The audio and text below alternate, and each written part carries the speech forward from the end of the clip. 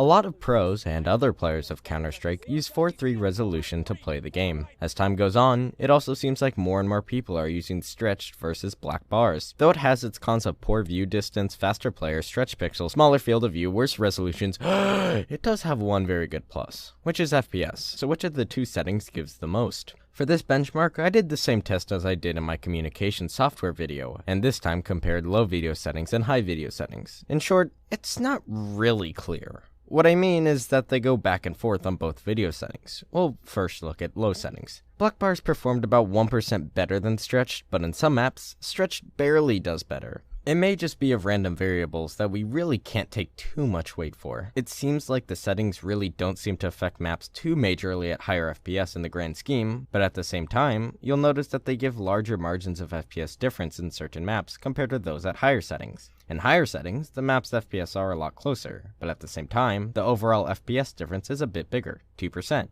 because the FPS overall is lower. Again, sometimes the maps exchange who is the leader versus the other benchmark I did for FPS where it did have a clear leader, so we can't really draw a conclusion to who gives the better FPS. In the end, if you switch to 4:3 for better performance, you should choose the one that is easier to stand, as the FPS difference doesn't seem to be major. I'd personally recommend for someone switching from 69 to 4:3 to use black bars, as the mouse movement is more similar to 69, but both are terrible anyway.